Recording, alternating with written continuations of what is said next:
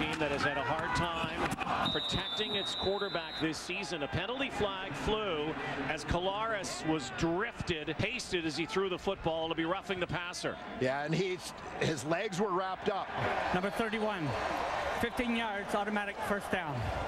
Collaros' legs were wrapped up by one defender, and then Venable followed through and hit him high, and the flag flew immediately. And you see Venable is going to come from depth a little bit later, but you'll see Collaros is tied up already by one defender at that point. Or it was his own guy, Grigsby, excuse me, that hit his legs, and then the follow through. It's the up high hit though from Venable that draws that flag. So the ball scrimmaging now at the 37-yard line. Ticats talked about the protection of the quarterback. Second last in the Canadian Football League in sacks allowed, but have really shored that up lately. Here comes the blitz again. A little shovel pass to Brandon Banks. That was going nowhere. Read perfectly by Kyrie Sebert. Sometimes you've got the right call on at what for the offense is the wrong time. That time it's Hebert coming up the middle, and they're running a play right into it. You see Hebert's going to come upfield. Banks is going to end up coming back around for that football. And a good play by Hebert to beat the block of Tim O'Neill and get into the backfield and snuff that one out. 5 receivers. Collaros pulls it back, swings it out, and DeLon Carter unable to hang on. Montreal's picking it up. It's whistled down, and the Alouettes will do that based on what happened to them a little bit earlier, but clearly was a forward pass, so it's incomplete. And DeLon Carter, who had been in for a couple of plays there, spelling Nick Grigsby at running back. DeLon Carter, who played with the Indianapolis Colts, came up to the Canadian Football League, has been on the practice roster for a while, former Syracuse Orangeman. Early here, third quarter. Hamilton, Montreal colliding again. Last year met in the East Division semifinal. Narrow win by the Ticats en route to their path to the Grey Cup game. This isn't the playoffs yet, but it feels like it. Another onside kick. And does Hamilton have it? Yes, they do. Once again, they lined up players onside, and again, Medlock floated one up against the wind. Craig Butler on a one-hopper. Had Gainey down there. They're left to sort this out. Was it indeed an onside kick? There's no infraction for no yards. It was. 29 was onside. Hamilton subsequently recovered the ball. It's first down Hamilton. There you go. That's the second time they've lined up onside. It almost worked the previous time. It's almost hard to believe the Alouettes weren't better prepared for that, but a great kick. And watch this. Off of Gainey. And the Tiger Cats have the football. Well, a great special teams play. Again, this one may be somewhat inadvertent by Ed Gainey. Gainey is the guy starting off back on the hash mark. He's lined up offside a couple of times in this ball game. Now the Montreal Alouettes, you got to make sure the onside guys get on them. As Gainey runs down, the ball hits him. He doesn't even see it coming down, but because it touches an onside man, the ball is now in play for anybody. A great heads-up reaction by Craig Butler to grab the ball to recognize that now it's fair play, it's fair game. Big game for the Hamilton Tiger Cats. There goes Nick Grigsby. Bear Woods with the tackle, dragging him down near the 15-yard line. They have to get to the 14-yard line to reset the sticks. They're going to spot it near the 16. You know, and I think back to what Chris Schultz said at halftime, the swing pass, the reaction of the Hamilton Tiger Cats, their awareness and recognition of the rules, maybe more so than the Alouettes on that play, and showing again on that punt with the onside man downfield. Kent Austin, what did he say in that pregame speech? Focus on every single play. Grigsby backs out, comes back, and will be short of the first down again. Will depend on the spot they're going to mark it again about the 15.5, and they have to get to the 14. So they're going to bring out Justin Medlock, and they're not going to flirt on 3rd and almost 2 yards. They're going to go for the points here, the field goal from Medlock.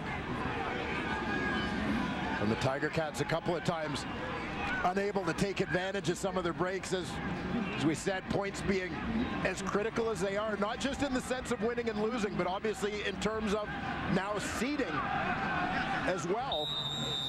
This is a couple of times that after getting breaks on plays, the Tiger Cats have to settle for field goal attempts.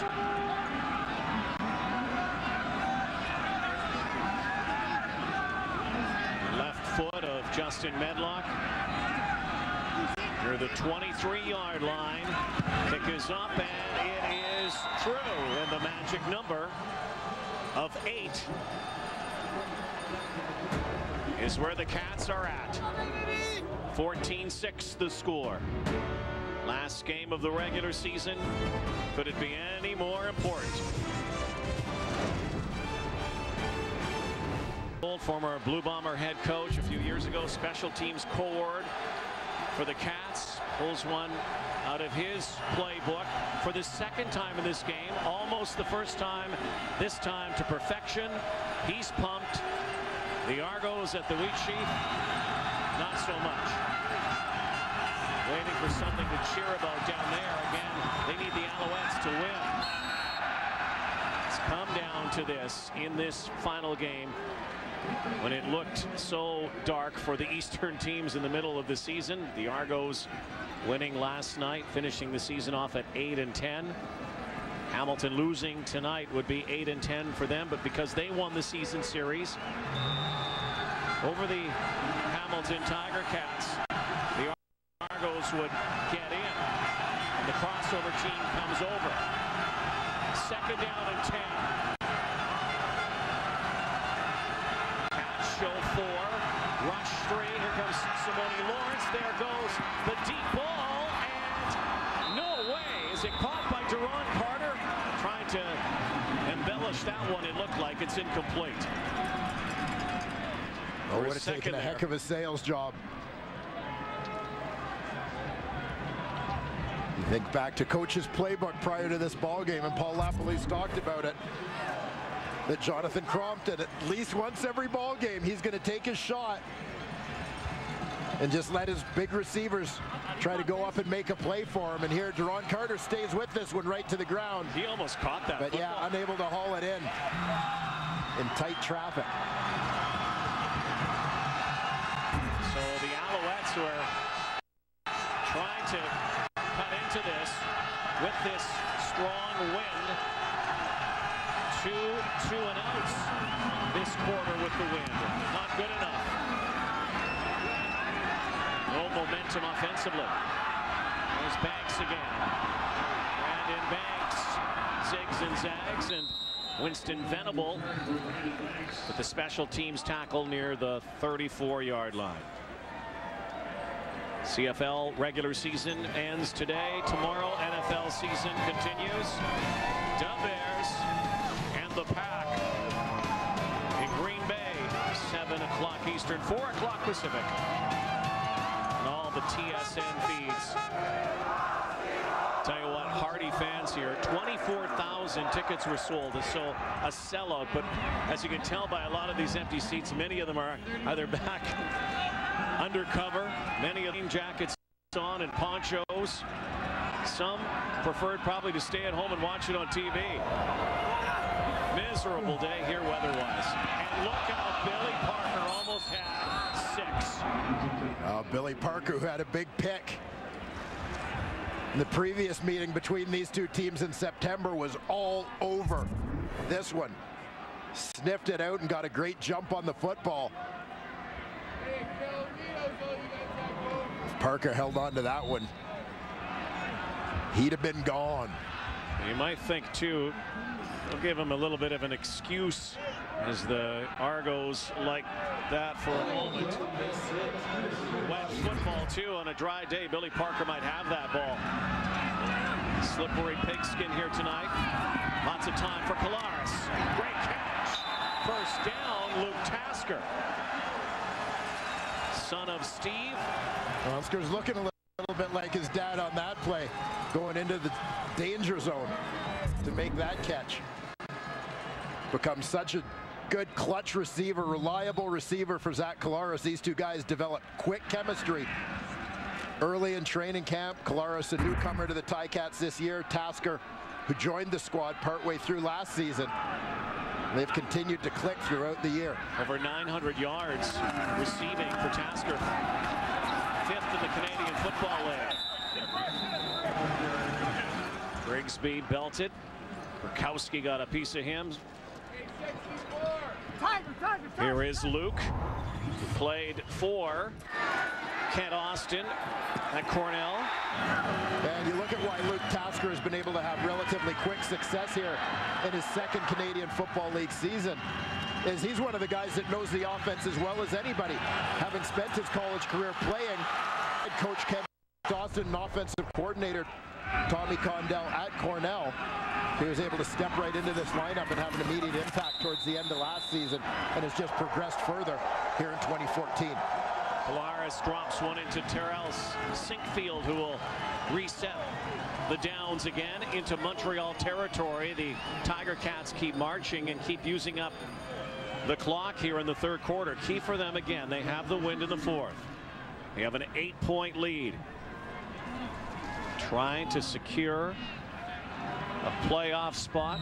Also trying to secure a Eastern final home date. And currently in position to do both, but a lot of football to be played here. I mean, it's still a one-possession ball game. And really the flow of momentum has not favored anybody at any particular time as Billy Parker stops Brandon Banks. Yeah, Billy Parker kind of sending the message on this possession. Don't throw the ball on this side. Don't throw it this way. This has been like a late November playoff game right from the beginning. It essentially is a playoff game. Defense is ruling here.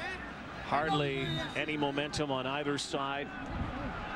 And that stuff, the wind. Well, you look at the way the biggest plays in the game have gone so far. Time of possession as well, and you'd think Hamilton should be dominating. But this Montreal team sticking around. Team that has figured out how to win games in the second half of this season. They bring the heat. Collaros swinging it out, and too low that time for Grigsby. Yeah, that's one that you would have liked to have seen Collaros get it out to his running back a little bit earlier. Allow Grigsby to hit that one in stride. Grigsby's going to swing left here, and he's open early. It just took a little while for Collaros to get set and look that way. Seemed like a little bit of a rush throw from Zach. Under 5 minutes remain, third quarter here at Tim Hortons Field. Tiger Cats have won 5 in a row, have not lost since they moved into this stadium. Once again, special teams converge near the 23-yard line. Ron Carter back that time. We'll see more of him, and you know you'll see more of this guy. Catch of the game. Maybe one of the catches of the season from Mr. Highlight Reel himself.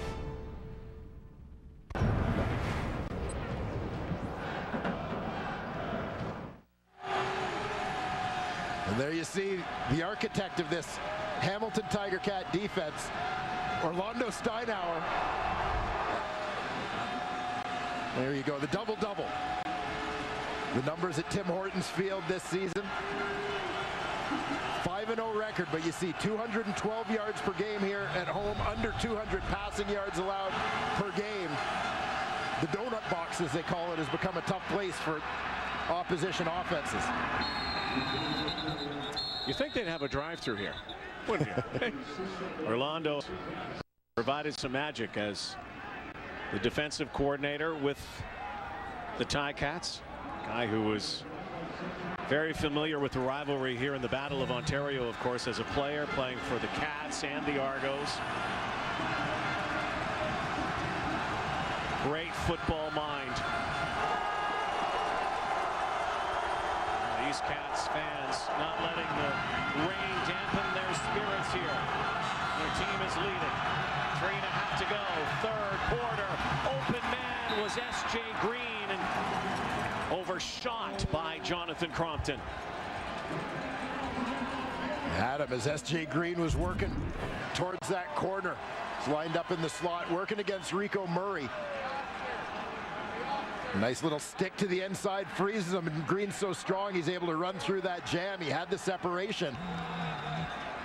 But Crompton just overthrow. You know, and this is where you always think of the wind as being an advantage in the passing game, but sometimes in terms of that touch, it can carry a little bit on you, as it may have done on the previous pass. Again, no offensive touchdowns in this game. Some open field now for Banks. Drop near the midfield stripe. 14-6. Toronto Argonauts no longer have destiny in their hands. They've got their pom-poms out, cheering for Montreal. Not looking good.